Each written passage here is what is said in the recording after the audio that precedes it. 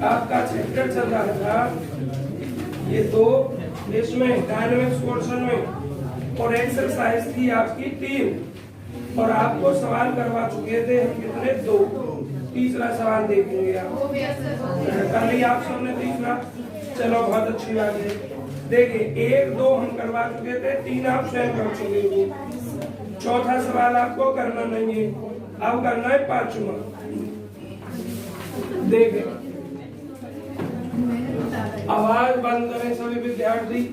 5वें सवाल में क्या है, एन इंसेक्ट, बात बंद करके जरा थ्योरी को ढंग से समझे। सवाल में क्या है, एन इंसेक्ट क्रॉल्स, एक कीड़ा है, क्रॉल मतलब रेंगना, वो रेंगता है at a constant rate u, मतलब कीड़े को रेंगने की दर है, या ये कह दो चलने की दर है, वो यू है।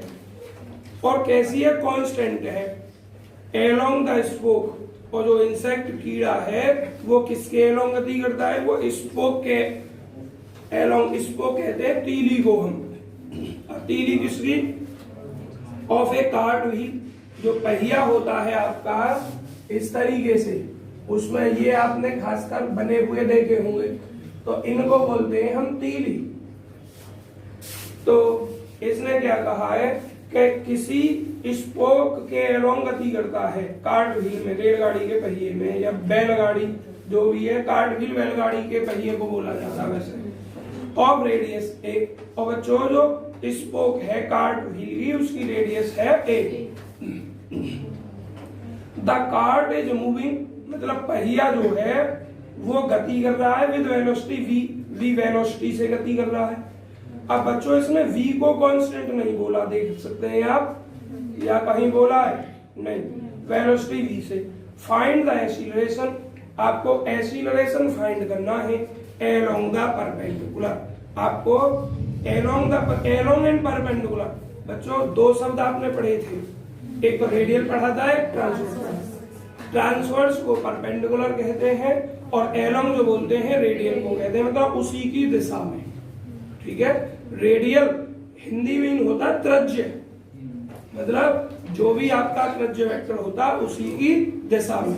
तो आपको दोनों एलोंग अर्थात रेडियल और ट्रांसवर्स दोनों ही एक्सीलरेशन आपको फाइंड करने हैं बच्चों, किसके प्रति, टू द स्पोक। अब जरा देखना, सबसे पहला चित्र बनाएंगे। अब चित्र बिल्कुल ऐसे ही ना कि पहिया बना दो, अब ना समझेंगे, बस आपको मतलब समझना है। और आप ये समझें कि ये आपकी कार्ट व्हील की इनिशियल पोजीशन है। कौन सी पोजीशन है, ये इनिशियल पोजीशन है। और कार्ट व्हील की इनिशियल पहिया ये समझो इस तरीके से है आपका, ये फिक्स पोजीशन है आपकी कार्ट व्हील।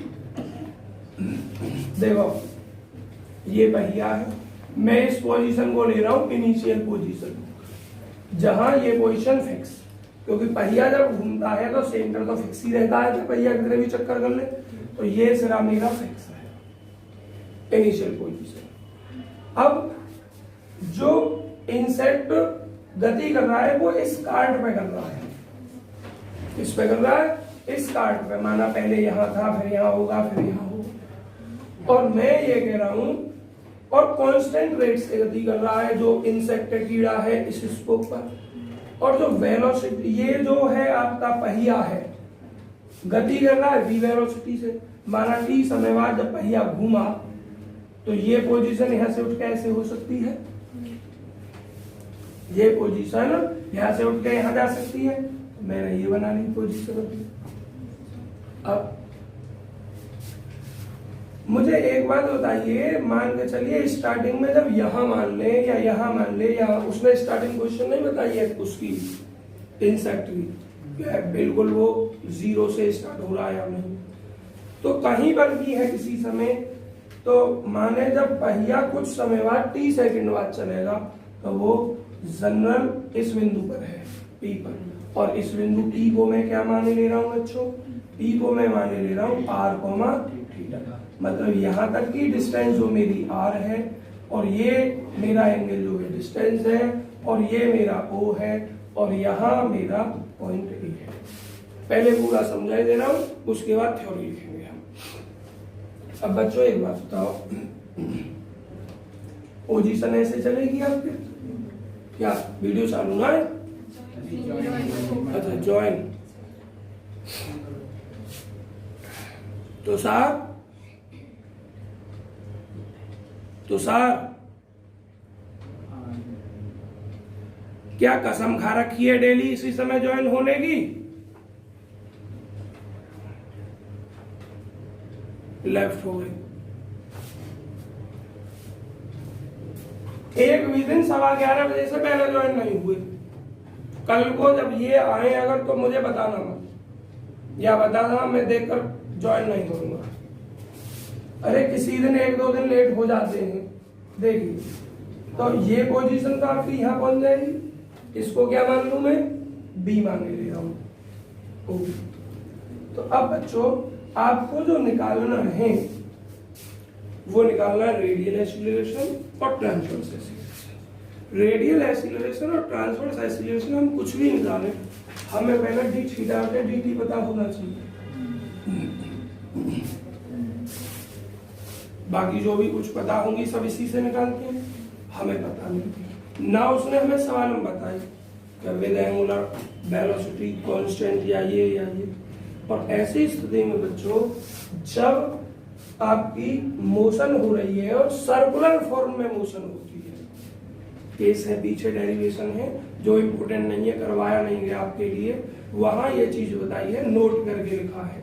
जब मोशन सर्कुलर हो और इस तरीके से हो तो इस OB के सापेक्ष, मतलब OB जो आपकी रेडियस बनेगी, इसकी O के सापेक्ष जो एंगुलर वेलोसिटी होती है डी थीटा बटे डी टी, वो बच्चों इस पहिए को घूमने का वेग किस वेलोसिटी से घूम रही है? v, और बटे जो आपकी डिस्टेंस होती है कितनी? OB, जो आपकी ये डिस्टेंस होती है ये। तो आपको बटे में हम ले लेंगे। अब जरा देखना, ये OB नहीं, जिस पॉइंट पर हम कर रहे हैं हमारा जनरल पॉइंट यहाँ की, तो ये R, V/R। जरा मैं बता दूं तुम्हें कहाँ लिखा हुआ है, ये नोट करके देखिएगा, ये भी देखना ही पड़ेगा इसमें।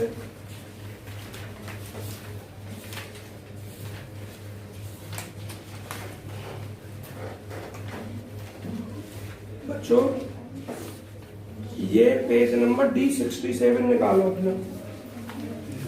D67 निकाल लिया आपने? D67 पेज पर रिमार्क 1 लिखा हुआ है। रिमार्क 1 में जो लिखा हुआ है वो क्या लिखा हुआ है जरा देखो ध्यान से। The angular velocity of P, P की एंगुलर वेलोसिटी अबाउट O के सापेक्ष, P की एंगुलर वेलोसिटी किसके सापेक्ष? O के सापेक्ष। The resolve part of the velocity of P, P की वेलोसिटी का रिजॉल्व पार्ट किस पर? टू OP पर, और बटे कितना? OB। और रिमार्क नंबर 2 में देखना क्या है, if A and B are both in motion, यदि A और B दोनों ही मोशन में हैं, देन तब the angular velocity of V, V की angular velocity relative to A के प्रति, A के सापेक्ष क्या होती है? The resolve part of velocity of V relative to A के सापेक्ष परपेंडिकुलर टू AB पर परपेंडिकुलर बटे AB, मतलब वही चीज है रिलेटिव। तो यहाँ हम देखो किसकी निकालना है,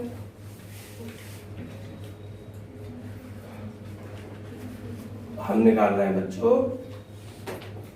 अब थोड़ा ध्यान से देखना, इसके लिए निकालें और या इसके लिए करें, बात तो एक ही है, एक ही दिशा है ना, ये इसी को तो आगे बढ़ा दिया गया है। तो वेलोसिटी किसकी? जो आपका कार्ड व्हील है, क्योंकि इसकी वेलोसिटी तो यूनिफॉर्म है, कार्ड व्हील की वेलोसिटी कितनी है? v है। और P के लिए हम कर रहे हैं O के सापेक्ष, OP कितना है हमारा? R। तो ये क्या हो गया? V/R। तो हम जितना आपको समझाया है उसका यूज करके पहले थ्योरी लिखते हैं, और यहाँ हमें डी थीटा और डी टी निकल गया, आगे कैलकुलेशन करने में कोई प्रॉब्लम नहीं है। अब पहले अपना थ्योरी लिखेंगे। इसमें बस समझाने में टाइम लगता है, समझाने के बाद सवाल निकालने में टाइम नहीं लगता है। देखिए जो ऑनलाइन वाले बच्चे हैं उनकी बात मैंने लीड नहीं लगा रखी है, सुनूंगा। जब मैं आपसे पूछूं तब मुझे बताएंगे क्या प्रॉब्लम है ऑनलाइन वालों की। और जरा तुषार जब आ जाए भाई तो मुझे बता देना कि तुषार ज्वाइन हो चुके हैं। देखिए क्या लिखोगे, let O is a horizontal spoke, horizontal spoke of cartwheel and O of spoke is fixed कर दिया गया है। और लेट ओ ए बच्चों हमें कार्टव्हील की रेडियस शायद देखना क्या दे रखी है, ए दे रखी है ना, ए ओ ए इज इक्वल टू ए हमें दे रखी है। अब जरा एक बात देखिए ध्यान से आप, अब क्या लिखोगे, कार्टव्हील मूव्स गति करता है विद वेलोसिटी v, कार्टव्हील जो है वो v वेलोसिटी से गति करता है। इसके बाद में एंड स्पोक नहीं, वो क्या था, इंसेक्ट, मतलब जो आपको समझाया था मैंने वो आपको यहां लिखना है। एंड इंसेक्ट कीड़ा जो है मूव्स गति करता है along constant rate u, constant rate u से गति करता है। अब देखना जरा ध्यान से, एट एनी टाइम किसी भी समय, एट एनी टाइम किसी समय आपका पोजीशन ऑफ कार्टव्हील, कार्टव्हील की जो पोजीशन है इज ओवी, ओवी है, एंड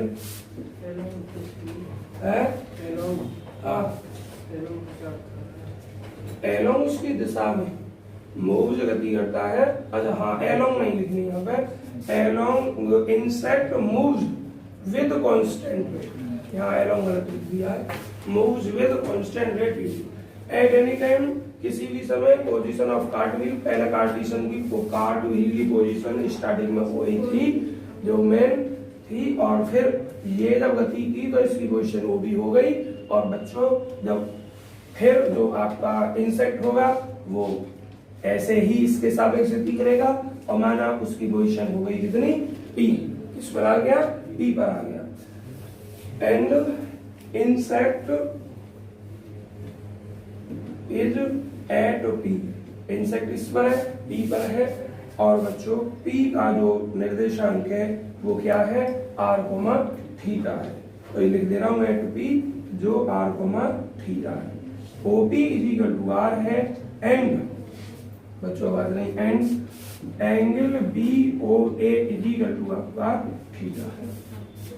तो अब आपका क्या लिखा जाएगा यहाँ, देन तब d theta upon D T जो होगी वो क्या हो जाएगा, वी अपॉन आर, जो मैंने आपको समझाया था। इक्वेशन नंबर मान लो इसको एक, अगर दे देता हमें तो उसको यूज कर लेते, दिया नहीं है तो हमें लिखना है क्या है, कैसे आएगा। अगर दे देता डी थीटा और डी टी ओमेगा तो omega is equal to v upon r use करना था आपको। अब देखिए जरा सवाल चाहिए, वही निकला हुआ है जहां बताया था आपको इस पेज पर। अब आगे इसने कहा find the acceleration along and perpendicular, आपको एक्सीलरेशन ज्ञात करना है एलोंग में और परपेंडिकुलर, मतलब radial acceleration and transverse acceleration. देखिए नाउ बच्चों हमें आर भी निकालना है, चलो आर लिख देंगे, अभी पहले लिख लो, जो जो चीज की जरूरत पड़ती रहे वो निकालती रहो। देखिए नाउ अब वी हैव टू फाइंड, हमें प्राप्त करना है, क्या ज्ञात करना है, एलोंग एक्सीलरेशन एंड और परपेंडिकुलर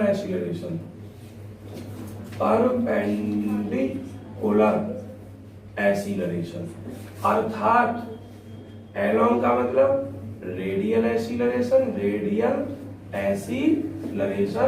एंड ट्रांसवर्स एक्सीलरेशन। अब बच्चों रेडियल एक्सीलरेशन का फॉर्मूला आप लिखेंगे,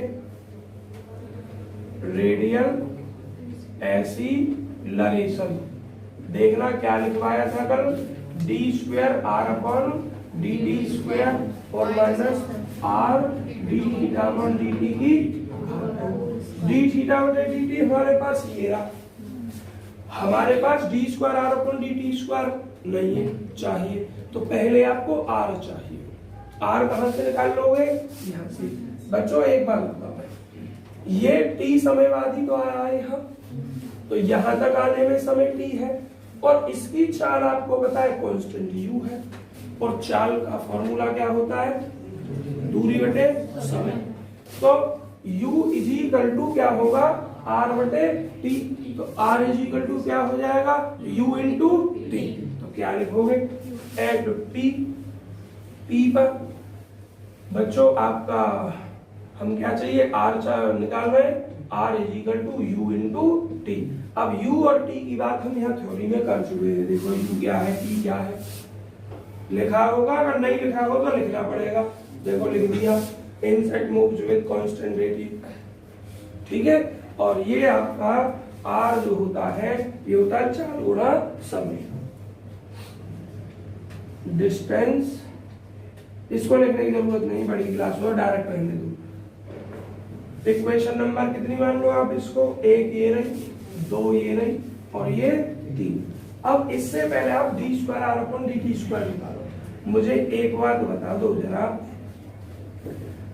u भी कांस्टेंट और t समय भी कांस्टेंट वेरीज नहीं कर रहा है, तो जब डी आर बटे डी टी ही जीरो हो गया तो डी स्क्वायर आर बटे डी टी स्क्वायर जीरो नहीं होगा क्या। तो यहां से डायरेक्ट लिख दूं, चलो डायरेक्ट ना लिख रहे, जीरो इंप्लाई करेगा D square are upon D T square भी क्या, जीरो। डी थीटा बटे डी टी हमें पता है, तो क्या लिखोगे, देन तब रेडियल एक्सीलरेशन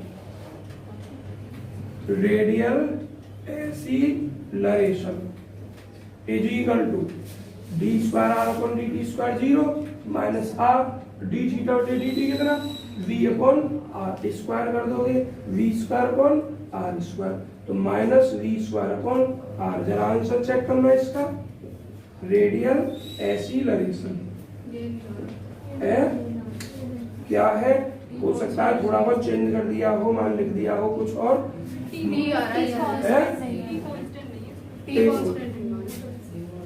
अरे हाँ सही है, टी कांस्टेंट नहीं मान जाए, क्योंकि बच्चों टी तो वेरीज करेगा, किसी समय स्टार्टिंग में यहाँ टी है, फिर यहाँ टी और चलेंगे तो टी कुछ और बदलेगा, और चलेंगे तो कुछ और टी कांस्टेंट नहीं लेना, ये हमने गलती कर दी बच्चों। अब जब टी कांस्टेंट नहीं लेना है तो यहाँ से हमारा इसका मान निकलेगा। वैसे आंसर दे क्या रखा है इसका बच्चों, ऐसे थोड़ा विचार करके ही करना है। कैसा सवाल है ये, 5वां, और 5वें में आंसर है minus u t into we square upon A square, और जो वो है आपका 2u v अपॉन ए। तो बच्चों एक मिनट, हमने कहीं और मिस्टेक की है, फिर इसका मतलब ये D R upon D T जो होगा यहाँ से, यू तो हमारा कांस्टेंट है, ये हो जाएगा, और आर की वैल्यू ये रख जाएगी। बच्चों कहीं मिस्टेक है, देखना यहाँ मिस्टेक तो नहीं हुई फॉर्मूला में। एक बार फॉर्मूला देखते हैं उसको। एक मिनट बच्चों फॉर्मूला देख लें। फॉर्मूला मुझे गलत ध्यान है क्या? पेज नंबर बताना क्या था दोबारा वो? 67। फॉर्मूला में मिस्टेक। एक मिनट बच्चों रिमार्क पे पढ़े, यहाँ मिस्टेक है। Angular velocity of T about O, और चित्र ये है इसका, ओ ये रहा, पी ये रहा। इसने जो कहा है the result part of velocity of T, P का परपेंडिकुलर टू पेज नंबर 67, और इसका चित्र है 66। इससे पता चलेगी कहाँ मिस्टेक है। तो बटे में क्या है? ओबी। आर यहाँ ठीक है बच्चों। यहाँ जो फॉर्मूला में ये है टोटल है ओबी, मतलब velocity at v, velocity at B, और बटे आपका ये ओबी। वहां हमारा पी पॉइंट ले रखा है यहाँ, तो फॉर्मूला में क्या है? ओबी। यहाँ मिस्टेक हो गई है बच्चों, तो थोड़ा थ्योरी लिख दो इसको, नहीं फिर भूलोगे। यहाँ लिखोगे वेलोसिटी ऑफ, आवाज नहीं बच्चों, वेलोसिटी ऑफ स्पोक। स्पोक तो तीली हो गई, कार्ट व्हील। कहीं थोड़ी सी भी मिस्टेक हुई बच्चों सवाल गलत हो जाता है।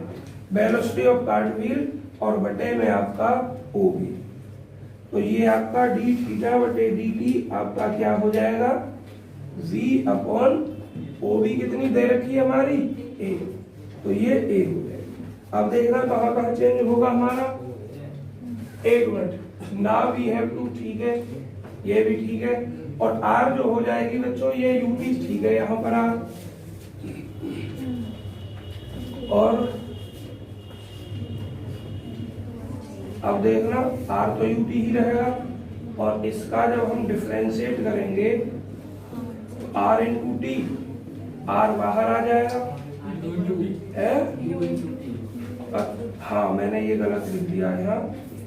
आर की वैल्यू है यू इंटू टी, और ये वैल्यू क्या हो जाएगी आपकी? ये u हो जाएगी, और t का t के रेस्पेक्ट में कितना? 1 हो जाएगा। एक मिनट, डी आर बटे डी टी।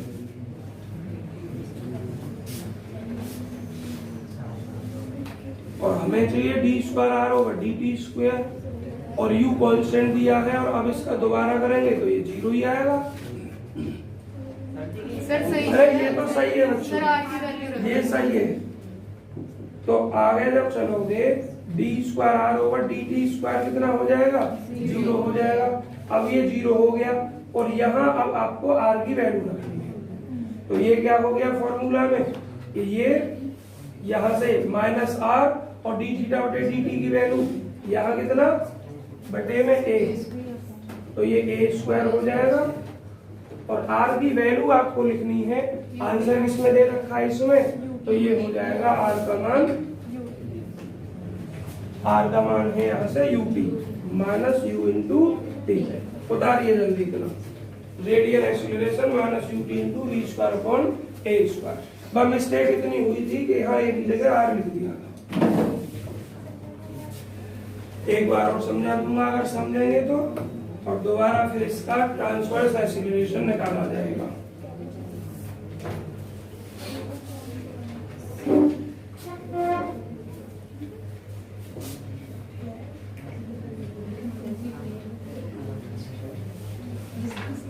ऑनलाइन वाले बच्चों अब मैं खड़ा हूँ, आप पूछ सकते हैं मुझसे, इसमें से कुछ पूछोगे तो। हाँ एक बार और समझा दूंगा, हर रिपीट कर दूंगा। हाँ पोजीशन ऑफ कार्टव्हील इज ओबी, ये कार्टव्हील की पोजीशन है या स्पोक की है? ये जो है आपकी कहाँ पे थ्योरी? ये नीचे नीचे एंड इससे भी नीचे, इससे नीचे and any time position of cartwheel. बच्चों कार्टव्हील के स्पोक की, क्योंकि कार्टव्हील तो घूमता ही रहेगा, ये इस स्पोक की है जो ओ ए की पोजीशन ओ बी हो गई यहाँ, ये और लिख दो पोजीशन ऑफ स्पोक, और स्पोक किसका? Cartwheel L O B. Theory में यार एक चीज रह जाती है। एक बार रिपीट कर दूं मैं, पहले समझो। जो विद्यार्थियों को रिपीट करवाना वो समझे, बाकी जिनको उतारना वो उतारे। बच्चों बात बंद करें। आपका एक इंसेक्ट है जो कार्ट व्हील के एक स्पोक पर गति करता है, और किस रेट से गति करता है? यू रेट से गति करता है। तो माना उसकी हॉरिजॉन्टल पोजीशन ये है, स्टार्टिंग पहिया स्थिर अवस्था में है, और वो यहाँ अपने फिक्स पोजीशन पे ओ पे है, ये फिक्स कर दिया गया है। तो जो इंसेक्ट है, कीड़ा है, वो इस पर गति करता है ऐसे ऐसे इधर, उसका रेट फिक्स है, यू वेलोसिटी से करता है। जब पहिया गति कर रहा है वी वेलोसिटी से, तो पहिया यहाँ से घूमेगा जब, तो ये वाला आपका स्पोक है ऐसे आएगा, घूमेगा। माना किसी समय वो यहाँ आ जाएगी, तो नई पोजीशन स्पोक ओ ए की कितनी हो जाएगी? ओ बी हो जाएगी। और जब पहिया घूमेगा तो समय के सापेक्ष वो इंसेक्ट भी तो चल रहा है, और माना जब पोजीशन ओ ए की ओ बी हो गई, तो कार्ट व्हील की स्पोक पर जो इंसेक्ट रेंग रहा था, क्रॉल कर रहा था, वो इस बिंदु पी पर पहुंचेगा किसी समय। तो बिंदु पी का कोऑर्डिनेट मैंने मान लिया आर कोमा थीटा, तो ओ की पी से दूरी आर है, और ये एंगल आपका क्या है? थीटा है।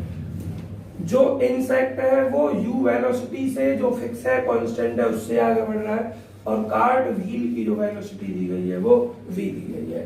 तो इतनी चीज हमने थ्योरी में लिखी है। देखो बच्चों, O is a horizontal spoke आपकी of cart wheel, and O इसका सिरा ओ फिक्स कर दिया गया है, ओ ए इक्वल टू में ए दी गई है।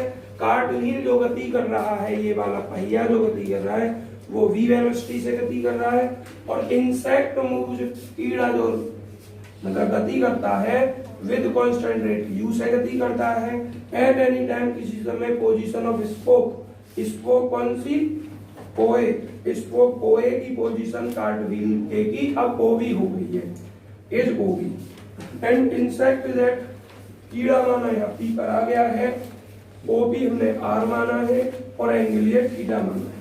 देन तब डी थीटा बटे डी टी बच्चों फॉर्मूला के अकॉर्डिंग पीछे फॉर्मूला लिखा है, वेलोसिटी ऑफ कार्ट व्हील, जो वेलोसिटी है इसके घूमने की वो, और बटे जो मेन पोजीशन है वहां तक की उसकी रेडियस, डिस्टेंस जो भी है, तो ओ भी वही होगी जो ए ओ ए होगी, तो ये ए लिख दी, और कार्ट व्हील की वेलोसिटी वी हमें दी गई है, तो डी थीटा बटे डी टी हो गया हमारा v अपॉन ए।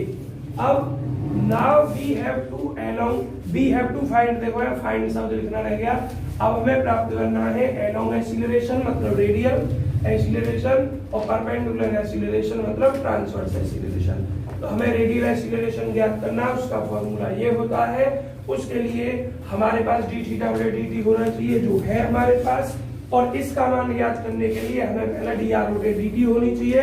डी आर बटे डी टी नहीं है, अभी हमारे पास आर भी नहीं है। आर हम यहाँ से निकालेंगे इस स्थिति से, यहाँ तक की दूरी आर, यहाँ से यहाँ तक आने में उसे समय लगा टी, और वेलोसिटी थी यहाँ से यहाँ तक जाने की u जो फिक्स थी, और हम जानते हैं जो आपका दूरी होती है वो 4 गुना समय होती है। तो हमारी दूरी r कितनी हो गई?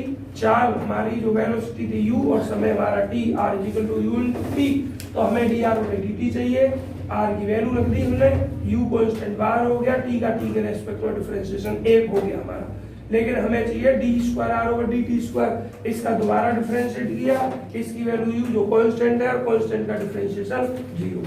अब रेडियल एक्सीलरेशन का फॉर्मूला ये, इसमें d square r over d T square 0 रख दिया, और ये r डी थीटा बटे डी टी वैल्यू यहाँ से उठा के रख दी, और r का ये मान हमने यहाँ से निकाल के रख दिया u। आपका आंसर हो गया। अब हमें चाहिए बच्चों, इस साइड से मैं आपका रफ कर रहा हूँ, उम्मीद है सबको समझ में आ ही गया है। हाँ, चित्र मिटारा। अब हमें निकालना है इसका ट्रांसवर्स एक्सीलरेशन। समझाना बहुत पड़ता है इसमें, एक्सीलरेशन, ट्रांसवर्स एक्सीलरेशन का बच्चों फॉर्मूला TA, देखना ये था 1 बटे R D over d t, और आर स्क्वायर डी थीटा बटे डी टी, ये फॉर्मूला था। तो आप देखिए 1 बटे आर डी बटे डी टी और आर स्क्वायर और जो डी थीटा बटे डी टी कितना v अपॉन ए। अब एक बात बताइए जरा, आर की वैल्यू हमें पता है कितनी है, लेकिन हम डायरेक्ट कर रहे हैं आर को टी मानकर, बाद में रख लेंगे। इसमें b अपॉन ए को, ए तो हमारा फिक्स रेडियस है और v भी फिक्स वेलोसिटी है हमारी, तो इसको बाहर ले आए हम, तो v अपॉन ए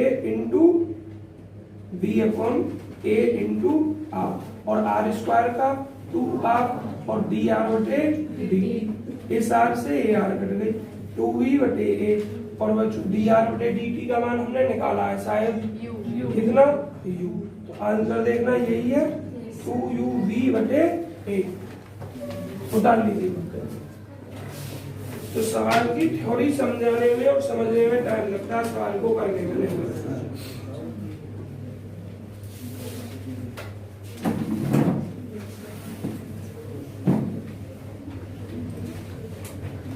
बच्चों ये बताइए जरा मुझे, मैंने कैलकुलस के सवालों के लिए आपको कब के लिए बोला है, इस सोमवार मंगल में या अगले में? अगले में, अगले में, अच्छा 21 वाले में, तो बाद वाले में 21 के आसपास जो आएगा उसमें, 21 का संडे है ना, हाँ तो 22 और 23 में, तो परसों जो संडे है आपका यहाँ नहीं बुलाऊंगा, पिछले संडे में जो आपको क्लास मिली थी ऐसे ही मिलेगी, और 2 घंटे की क्लास 2 पार्टों में मिलेगी आपको, क्योंकि जो एक्सपोर्टिंग की प्रॉब्लम है वो टाइम की प्रॉब्लम है, 1.5 घंटे से ज्यादा सपोर्ट नहीं करता, कट जाती है बीच में।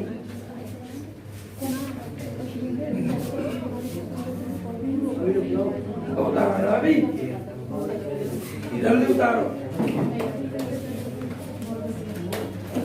बहुत जल्दी उतारिए बच्चों।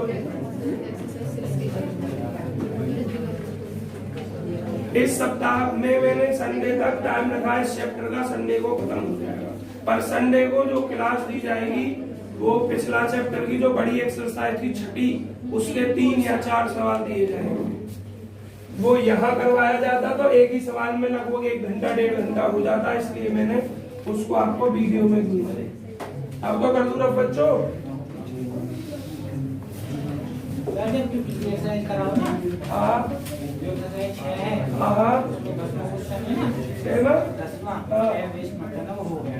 हो गया 10वां, ठीक है। बाकी और बच्चों से आप पूछ लूंगा मैं, देखिए। अरे इसमें सब प्रश्न इसी प्रकार से है, आगे प्रश्न देखिए, प्रश्न संख्या अब आपका 6 देखिए, 6 नहीं बच्चों, 6 छोड़ दो, 7वां, क्योंकि यहाँ ज्यादा इम्पोर्टेंट ना है, मेन सवालों को जो मुझे इम्पोर्टेंट लग रहा है उन्हें करो। 7वां सवाल देखिए, 7वें सवाल में क्या है, ए स्ट्रेट स्मूथ ट्यूब, बच्चों आवाज बंद करके देखिए, a straight smooth tube revolve घूमती है विद एंगुलर वेलोसिटी ओमेगा, अब क्या दे दिया बच्चों इसमें, डी थीटा बटे D t omega, in a horizontal plane, क्षैतिज समतल में, अबाउट वन एक्सट्रीमिटी, एक एक्सट्रीमिटी के सापेक्ष, विच इज फिक्स, जो फिक्स कर दी गई है। इफ यदि एट 0 टाइम, मतलब प्रारंभ में, particle inside it v at a distance से, मतलब प्रारंभ में जब समय 0 था तो पार्टिकल किसी ऐसे पॉइंट पर था उस ट्यूब के जहां डिस्टेंस उसकी फिक्स पॉइंट से ए थी, from a fix point, fixed end moving, और वो गति कर रहा था प्रारंभ में विद वेलोसिटी v वेलोसिटी से अलोंग द ट्यूब, ट्यूब के सापेक्ष, so that its distance at time t, इसकी दूरी किस पर, एट टाइम t समय बाद इज इतनी।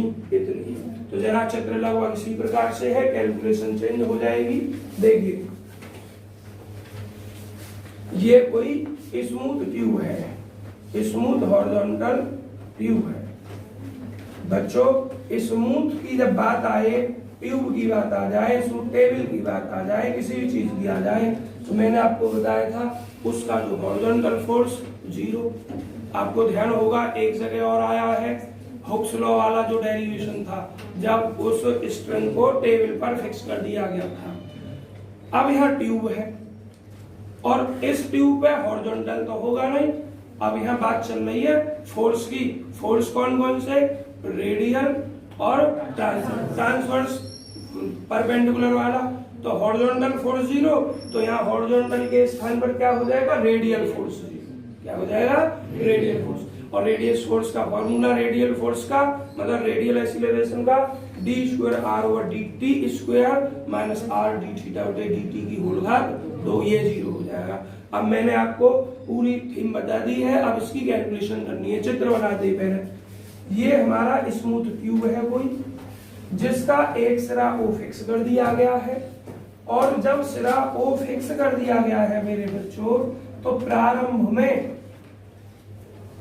देखना क्या चीज गति कर रही, कैसे इससे थ्योरी में A straight smooth tube revolve with angular velocity omega in a horizontal plane में about the extremity which is fixed. If at 0 time, यदि 0 टाइम पर a particle inside, कोई पार्टिकल बच्चों, मतलब ये ट्यूब गति करेगी। अब इसके अंदर, अब उसने इंसेक्ट की जगह पार्टिकल कह दिया है, कोई एक पार्टिकल है जो प्रारंभ में किसी ऐसे बिंदु पर है जिसकी फिक्स पॉइंट से डिस्टेंस a है, और ये जो पार्टिकल है वो बच्चों v वेलोसिटी से मोशन कर रहा है इस ट्यूब पर। किस वेलोसिटी से? कैपिटल v वेलोसिटी से। मैंने लिख दिया कैपिटल v वेलोसिटी से, और इसको नाम दे दिया मैंने m। OA मैंने ट्यूब को नाम दे दिया है, OA बोला तो यही था भाई। OA मैंने ट्यूब को नाम दे दिया।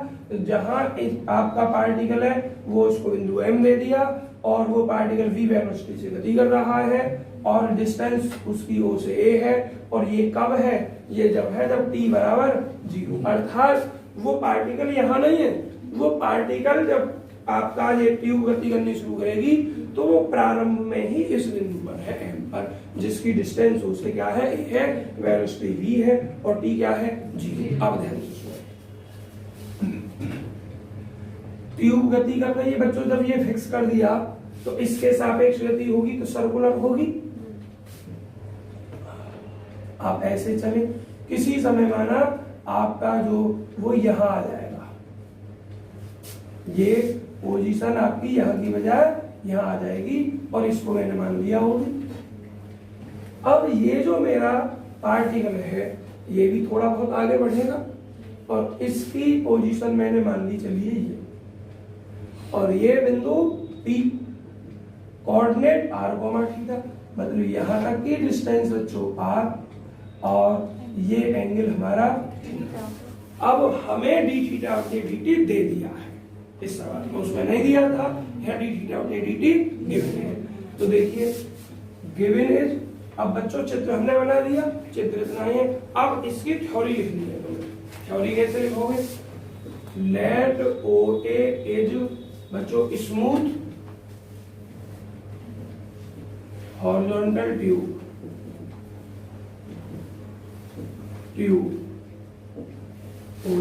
O is fixed, O is fixed, O आपका फिक्स्ड है। इनिशियली, आवाज नहीं बच्चों, इनिशियली प्रारंभ में पार्टिकल इज एट M पर है, OM is equal to A given है, और initial velocity and initial velocity of particle. बच्चों ये लाइन बचाई जा सकती थी लिखने से, मैं यहीं पे लिख देता इसको। Initially particle moves with velocity capital V and at M OM is equal to A, पर मैंने यहाँ ध्यान नहीं दिया, यहाँ लिख दिया, कोई बात नहीं। And initial velocity of particle is V, और जब इनिशियल की बात चल रही है तो T0 at initially, बच्चों बात नहीं, at initially T equal to 0 at initially, अब ये बताओ, पहले पढ़ते हैं थ्योरी को। State smooth tube revolves with angular velocity omega in a horizontal plane about one extremity which is fixed if at 0 time a particle inside it will be a distance from a fixed end and moving with velocity along the tube so that। तो बच्चों हमें इस tube के घूमने की दर नहीं पता क्या किस वेलोसिटी से ये ट्यूब घूम रही है, समझ में आ गई। लेकिन जब हमें वो सब चीज नहीं पता, डी थीटा और डी थीटा पता है, तो हम इसमें फोर्स का यूज कर लेंगे। तो क्या यूज कर, अभी पहले इसको लिखते हैं एंड डी थीटा और पहले लिखोगे एट एनी टाइम या after t time, at any time t, किसी समय टी के बाद में पोजीशन ऑफ ट्यूब, बस ट्यूब को केवल ट्यूब लिख रहा हूँ, हॉरिजॉन्टल ट्यूब को स्मूथ हॉरिजॉन्टल ट्यूब को ट्यूब लिख रहा हूँ, position of tube is OB and position of particle की position is OP is equal to R and angle BOA, let ये भी हमने माना ये ना इक्वल टू थीटा, देन तब डी थीटा बटे D t angular velocity omega हमें गिवन है, ये क्या है हमें गिवन है। और बच्चों आप देखेंगे सिंस चूंकि हॉरिजॉन्टल ट्यूब इज स्मूथ, चूंकि हॉरिजॉन्टल एच टी लिख दो बच्चों, horizontal tube is smooth, so इसलिए no radial acceleration, no radial acceleration at t, t पर कोई फोर्स नहीं लगेगा इसकी दिशा में। अब देखो क्यों नहीं लगेगा, जरा ध्यान से सुनोगे। जब हमारी ये सतह चिकनी है, यहां से ये ऐसे हमने इधर कर दी और यहाँ कोई भी चीज हम इस पर कनेक्ट करवाएं, कोई भी रखें, तो वो यहाँ बिल्कुल भी रुकने की कोशिश नहीं करेगी या बिल्कुल भी आगे जाने की कोशिश नहीं करेगी, वो या तो पीछे लौट आएगी या नीचे गिर जाएगी। इसका मतलब उसकी दिशा में उस पर कोई फोर्स नहीं लगा हुआ है।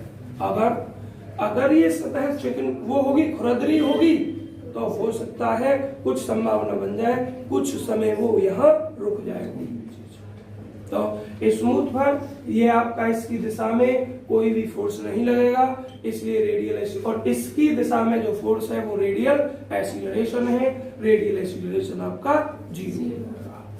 तो बस लिखना इतना ही है, बस यहाँ एक्सप्लेन नहीं करना है। चूंकि horizontal tube is smooth so no radial acceleration at P, hence नहीं तो इंप्लाइज कर जाएगा radial acceleration is equal to 0।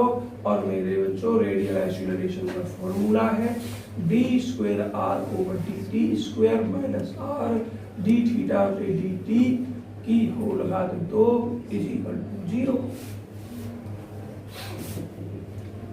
अब d square r over d T square minus r omega square equal to 0। अब आपको ध्यान हो, अभी तक कोई क्वेश्चन तो नहीं मानी? नहीं। ये कौन सी क्वेश्चन बन रही है, जरा ध्यान है। कैलकुलस किताब में पढ़ी आपने, डिफरेंशियल इक्वेशन बन रही है, सेकंड ऑर्डर की बन रही है, जिसकी डिग्री 1 है, सेकंड ऑर्डर डिग्री 1 की। और सेकंड ऑर्डर और डिग्री 1 की जो डिफरेंशियल इक्वेशन सॉल्व किस मेथड से होती हैं, जिनमें CF और TI निकालनी पड़ती है।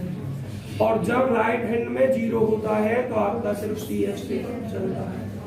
तो उसके लिए हमारा जो इंडिपेंडेंट वेरिएबल होता था, ध्यान है, 2 वेरिएबल होते थे कि इंडिपेंडेंट एक dependent, dependent T independent R, और D ओवर dt को हम कैपिटल D से नोट करते थे, यहाँ सेकंड D स्क्वायर और माइनस ओमेगा स्क्वायर, इस आर को यहाँ लिख देते थे इक्वल टू 0। यहाँ से आपको अगर ध्यान हो तो डी को रिप्लेस करते थे एम से, माइनस ओमेगा स्क्वायर, और आप ऑक्सिलरी इक्वेशन लिखते थे, ऑक्सिलरी इक्वेशन इज, और यहाँ से m is equal to plus minus omega. M के दो वैल्यू, जब बच्चों एम की दो वैल्यू, तो आपका जो सी एफ होता था या जो सॉल्यूशन होता था वो r is equal to c f होता था, और सी एफ होता था C1 e की power m1 into independent T, m1 omega into T, और प्लस C2 e की पावर m2 का माइनस ओमेगा इंटू टी। इस तरीके से आगे बढ़ा जाता है। लेकिन इसमें सिद्ध जो करवाया है, क्या करवाया, देखो हाइपरबोला के रूप में सिद्ध करवाया है। इसकी एक और फॉर्म होती है जो आपके उस किताब में शायद वहां नहीं दे रखी, वहां बस एक ही फॉर्म दे रखी है जब m की वैल्यू डिस्टिंक्ट है। कौन सी, ये वाली।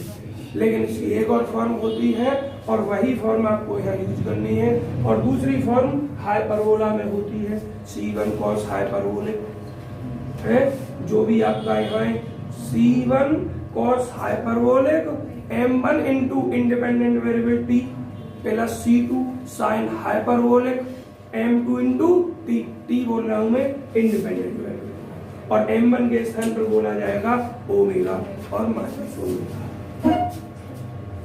तो देखिए जरा, इसको हटाइए यहाँ से और यहाँ फॉर्म लिखिए C1 cos हाइपरबोलिक m1 की value omega into independent variable t plus बच्चों बाद में C2 साइन हाइपरबोलिक कितना बच्चों m2 का मान माइनस ओमेगा इंटू कितना t।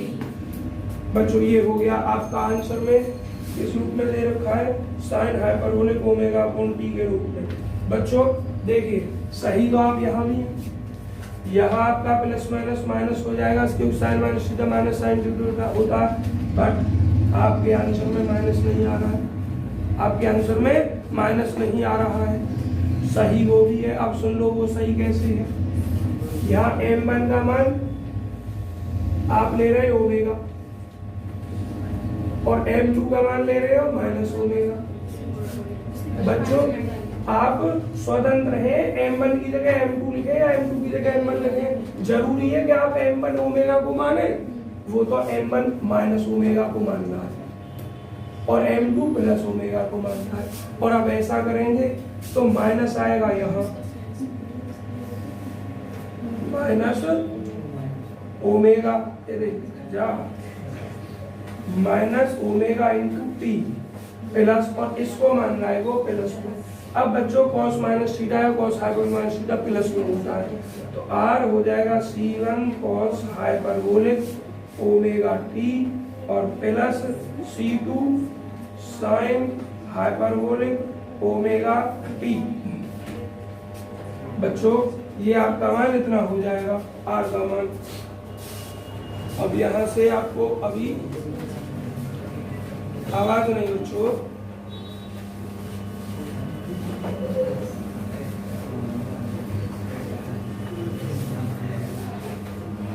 सिद्ध क्या करता है, डिस्टेंस टाइम पर सिद्ध करता है। इसमें थोड़ा सा बच्चों चेंजेस C1 C2 के मान निकाल के रखने हैं। और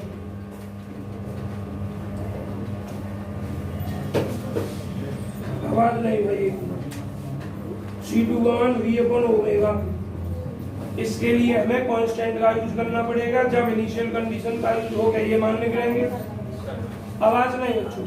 और आपको ध्यान है, अरे भाई बात बंद कर, जब हम डिफरेंशियल इक्वेशन को सॉल्व करके डिपेंडेंट वेरिएबल का मान निकालते थे तो ध्यान हो तो कांस्टेंट का यूज करते थे। अरे किसी भी डिफरेंशियल इक्वेशन को सॉल्व करें, और डिफरेंशियल इक्वेशन को सॉल्व करने का मतलब है डिपेंडेंट वेरिएबल का मान निकालना, तो वो सही कब माना जाता है पूरी तरीके से, जब कांस्टेंट का यूज करें, कि कांस्टेंट इफेक्ट डालता है कहीं ना कहीं। तो बच्चों यहाँ आप कोई कांस्टेंट यूज करेंगे और कांस्टेंट यूज कर लो, चलो ए कहीं और यूज तो नहीं किया आपने, इस पॉइंट का कोई मतलब नहीं है यहाँ, इसे रहने दो। इसको इक्वेशन मानोगे दो। अब भाई हमें किसी भी तरीके से C1 C2 एलिमिनेट करने हैं और ए का मान गायब करना है। अब इसको किस तरीके से हम करें भाई, कंपेयर करके इनिशियल कंडीशन का यूज करेंगे, और इनिशियल कंडीशन का जब यूज करेंगे भाई तो हमें इनिशियल में आर बराबर क्या दिया है, ए दिया है, टी बराबर क्या है हमारा इनिशियल में 0 है, और वेलोसिटी जो है हमारी वो क्या है, v है। और वेलोसिटी जो होती है वो क्या होती है, वो विस्थापन परिवर्तन की दर होती है, rate of change of displacement. हमारे पास बस डिस्प्लेसमेंट r है, पहले ये यहाँ था, अब यहाँ से इतना बढ़ गया डिस्प्लेसमेंट है, तो v का यूज करने के लिए dr/dt करनी पड़ेगी। तो कहने का मतलब ये है, अब इसका बच्चों बात नमस्ते नमस्ते बालक बाकी लौट गए था स्टैटिक्स वाले, तुम कैसे आ गए इतनी जल्दी? हम तो आ गए, हम तो धीरे धीरे आए, अच्छा फिर भी ना आए अभी तक पीछे से। अच्छा, मतलब तुम धीरे धीरे आए तो उनसे पहले आ गए। हाँ, चलो आज उन्हें डर लगा। अब देखिए, बट एट इनिशियली, जी छोटी है आज। बट एट इनिशियली, किंतु प्रारंभ में r बराबर बच्चों a है और t बराबर आपका क्या है, 0। b का यूज नहीं कर सकते आप यहाँ, क्योंकि यहाँ आपके पास वेलोसिटी है ही ना, dr/dt होगी तभी तो b का यूज कर सकते हैं। तो अब r बराबर लिखें a और t बराबर लिखें 0। जब t बराबर 0 लिखोगे बच्चों आप, r बराबर a यूज कर लिया, c1 cos hyperbolic omega, t का मान 0, तो इसको डायरेक्ट में 0 लिख दूं, और c2 साइन हाइपरबोलिक ये भी 0 लिख दूं, प्लस ए। अब बच्चों cos हाइपर 0 की वैल्यू 1 होती है, क्या होती है, 1 होती है। a = c1, ये 0 और प्लस कितना, a हमारा, प्लस कितना, a। इसको इक्वेशन नंबर आप 3 मान लें। यहाँ से कैपिटल A की जो वैल्यू यूज हुई वो C1 = A। बच्चों यहाँ से आपका आंसर प्राप्त नहीं हो रहा, क्योंकि A आपका आंसर गायब करना है, तो हो सकता है पहले इसका वेलोसिटी करना पड़े हमें पूरा। तो बच्चों इसका डिफरेंशिएट कीजिए इक्वेशन नंबर 2 का। आवाज बंद करो भाई बच्चों।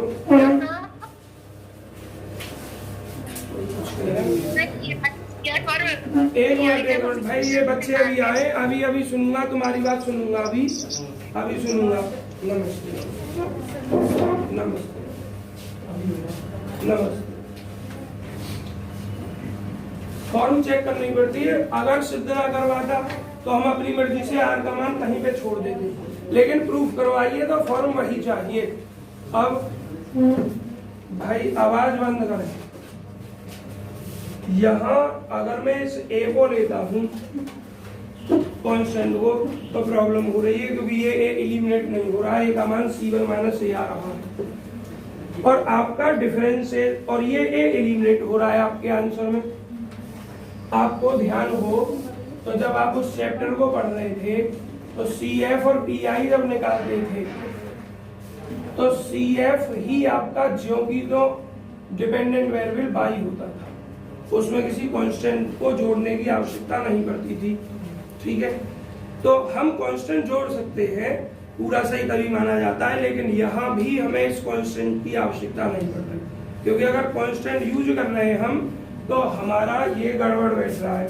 a की वैल्यू आ रही है C1, a - C1, और a - C1 का यूज आपके आंसर में नहीं है, तो आप डायरेक्ट इस a को ना लिखें, डायरेक्ट समीकरण 2 लिखें और इन का यूज करें, और इन का जब यूज कर रहे हैं तो आप प्राप्त कर रहे हैं C1 बराबर क्या है, a है। हाँ, यहाँ से उठा देंगे, लेकिन अभी कैपिटल V का यूज और करना है। उस कैपिटल V के लिए आपको बच्चों ऑनलाइन वाले सुनूंगा अभी तुम्हारी बात, क्या कह रहे थे आप, इसका डिफरेंशिएशन करो। पहले ये बताना, ये कॉर्नर दिखाई दे रहा है बच्चों को या नहीं? हाँ, दिख रहा है। तो देखिए इक्वेशन नंबर 2 से डिफरेंशिएट कीजिए बच्चों, आवाज नहीं, dr/dt, और dr/dt जब आप निकाल रहे हो तो ये क्या हो जाएगा, C1 sine hyperbolic omega T, और ओमेगा टी की वैल्यू ओमेगा बाहर आ जाएगी, तो C1 ओमेगा। अब आप ये कहोगे कि cos का डिफरेंशिएशन माइनस में नहीं, हाइपरबोलिक में साइन कॉस टेन तीनों का डिफरेंशिएशन हो या इंटीग्रल हो वो प्लस में ही रहता है, और जो बाद के तीन है उनका डिफरेंशिएशन हो या इंटीग्रेशन हो वो माइनस में होता है। ऐसा केवल हाइपरबोलिक में है।